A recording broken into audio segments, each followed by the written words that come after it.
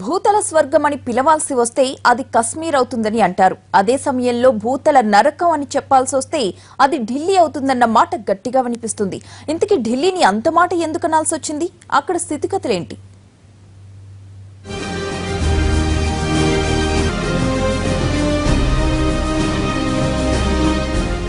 US secretary of state John Kerry ఇటీవల India వచ్చారు. Airport నుంచి హోటల్ వెళ్లే దారిలో గంటసేపు ట్రాఫిక్ లో ఇరుక్కుపోయారు. ఐఐటి విద్యార్థులను ఉద్దేశించి ప్రసంగిస్తూ మీరంతా ఢిల్లీలో ఎలా ఉంటున్నారని ప్రశ్నించారు. అంతేకాదు, ఇక్కడ బతకాలంటే పడవంత కార్లకు బదులు పడవలను కొనుక్కోవడం ఉత్తమమని అన్నారు. అంతేకాదు, ఇక్కడి వాతావరణ పరిస్థితులను చూసి చిరాకు పడి తన ట్రిప్ క్యాన్సిల్ చేసుకున్నారు. అంతేకాకుండా తన దేశ ప్రతినిధుల ఢిల్లీ ద్వారా చేపట్టబోయే కార్యక్రమాలను రద్దు చేసుకుంటే మంచిదని కూడా సూచించారు.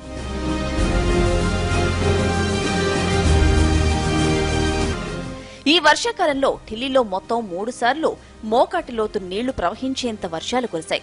మొన్న మధ్య గుర్గావ్లో 17 గంటల పాటు ట్రాఫిక్ జామ్ అయిన సంగతి తెలిసిందే. మన మెట్రో నగరాలు ఎంత ప్రణాళికారహితంగా ఉన్నాయో ఈ ఉదంతాన్ని బట్టి తేటతెల్లమైపోయింది.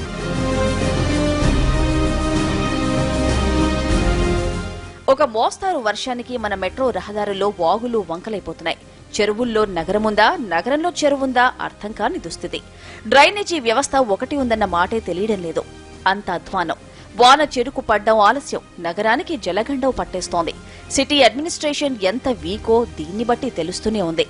ఇదసలు దేశ రాజధానేనా, దేశ రాజకీయాలనే మలుపు తిప్పే నగరమేనా అన్న అనుమానమేస్తోందని వాపోతోంది ఢిల్లీ ప్రజానీకం.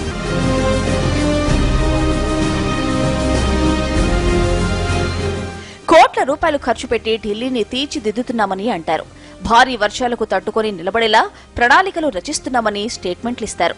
ఇక్కడ చూస్తే వానొస్తే చాలు వరద వరదే. వందలాది మంది అధికారులు, ఇతర సిబ్బంది పనితనమేంటో ఇట్టే తెలిసిపోతోంది.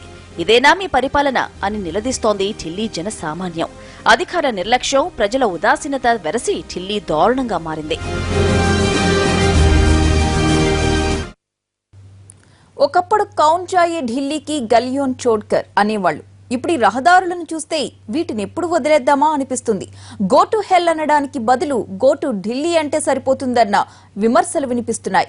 మీరు మీ పిల్లల్ని అమితంగా ఇష్టపడే వాళ్లైతే, వాళ్ల బంగారు భవిష్యత్తును ఆశించే వాళ్లైతే మొదట ఢిల్లీని వదిలేయండి అన్న మాట వినిపిస్తోంది. కారణమేంటి?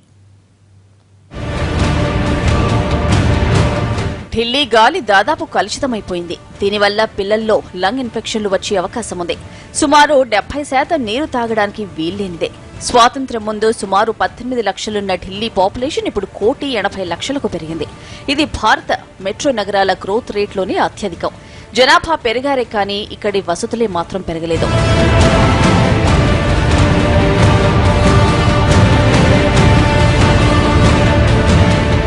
యూనియన్ టెరిటరీ అయిన ఢిల్లీలో నేరాల సంఖ్య ఏ ఏటికి ఆ ఏడు పెరుగుతోందే తప్ప తరుగుతున్నట్టే కనిపించదు.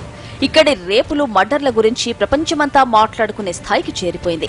ఇటీవల విడుదలైన ఎన్సీఆర్బీ డేటా ఆధారంగా చెబితే మహిళలపై జరుగుతున్న అఘాయిత్యాలకు అంతు ఉండడం లేదు.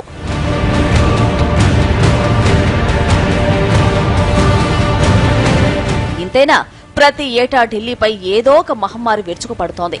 చికెన్ గున్యా, డెంగ్యూ, అది కాదంటే స్వైన్ ఫ్లూ, ఎప్పుడూ ఏదో ఒక రోగమే, రోదనే. యమునా నది కాలుష్య కోరల్లో చిక్కుకోవడంతో ఢిల్లీ వాతావరణంతో ఎప్పుడూ ఏదో ఒక జబ్బు వెంటాడుతూనే వస్తోంది. జబ్బులిలా ప్రబలుతూ రావడంతో ఢిల్లీ ఆసుపత్రులు రోగులతో నిండిపోతున్నాయి.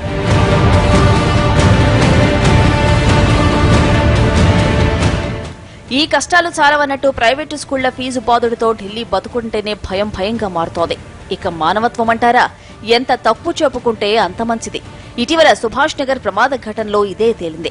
ఒక మనిషి నిస్సహాయ స్థితిలో ఉంటే అతడికి తగిన సహాయం చేయాల్సింది పోయి అతడి దగ్గరున్న సెల్ ఫోన్ గట్రా దోచుకునే దుస్థితిలో ఉంది అక్కడి ప్రజానీకం.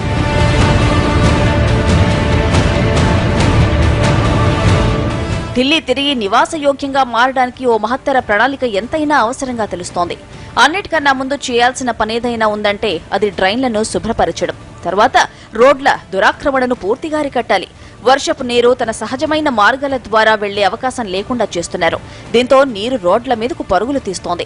సీజనల్ గా వచ్చే వ్యాధుల నుంచి నగర ప్రజానీకాన్ని పరిరక్షించుకోవాల్సి వస్తోంది. అంతేకాదు ప్రైవేటు ఆసుపత్రులు, స్కూళ్ల ఫీజుల బారి నుంచి కాపాడగలగాలి. కాలుష్యాన్ని నుంచి నగర జనాభాను కాపాడడానికి యుద్ధ ప్రాతిపదికన చర్యలు చేపట్టాలి. మరీ ముఖ్యంగా పిల్లల ఆరోగ్య పరిరక్షణే ధ్యేయంగా పనిచేయాలి.